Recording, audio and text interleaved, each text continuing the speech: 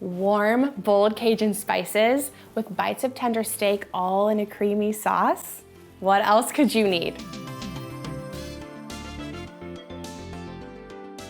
I love all the bright and bold spices that make up Cajun cuisine.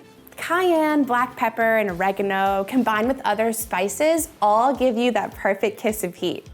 With our Cajun steak pasta, we use that rub on steak bites, add a little bit of white wine and some cream, and then we sop it all up with a wide noodle at the end. Make sure that your knife is sharp because we're starting with a little bit of knife work for this recipe. I'm cutting my fresh scallion on a bias to use as a garnish later, and we can just set those aside. And then for my favorite aromatic, the shallot. I'm simply giving this a quick mince, and this will be used when we're ready to build our sauce later. And then of course, we're talking pasta dish here, so we have to have fresh garlic, right? I'm mincing a couple cloves of fresh garlic to be whisked into our sauce in a bit. And again, I'm using a couple. You can use as many cloves as you'd like. Now that our prep is ready and organized for our sauce building, let's get to the star of the show. A gorgeous certified Angus beef culotte, or you might see it as a top sirloin cap, but look at its marbling. You're looking at insane beefy flavor right here, friends. This is gorgeous. I'm excited for you to try this cut in this pasta. I like to take the fat cap off of this culotte for this cooking method in particular. So I'm trimming that off and cutting it into a little bigger than bite-sized pieces.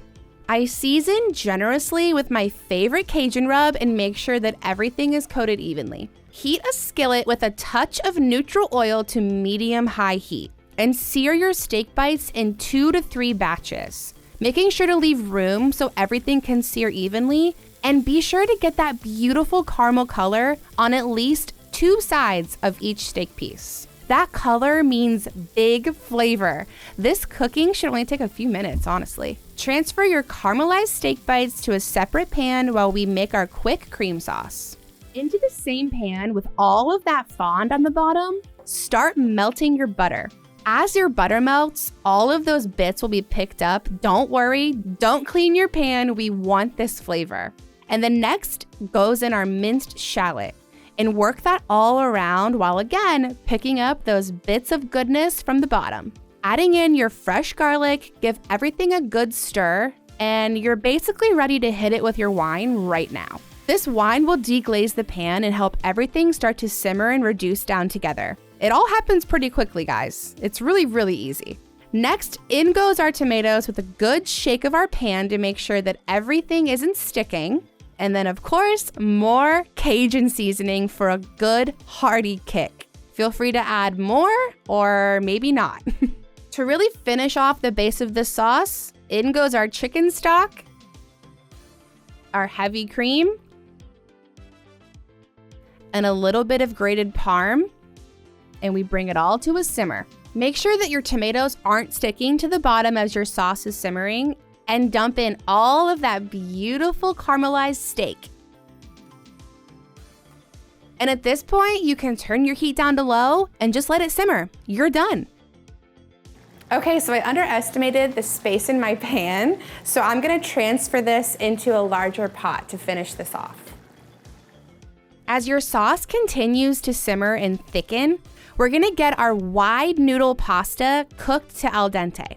And it's important to say that we're using a wide noodle today to really help sop up all of this cream sauce. And there's a secret ingredient, you guys, it's not on this recipe, the pasta water. Pull your pasta pan over to your saucepan, and as you're transferring those al dente pasta noodles into your sauce, bring that pasta water with it. The starches in the pasta water really help that sauce thicken up beautifully. And that's it. Once your pasta is tossed in all of that beautiful cream sauce, make sure to grab an extra few pieces of steak and you are ready for an indulgent dinner. Of course, pasta dishes always need to end with an extra amount of cheese on top, and a really good fresh bite of scallion adds the perfect amount of freshness. This smells incredible.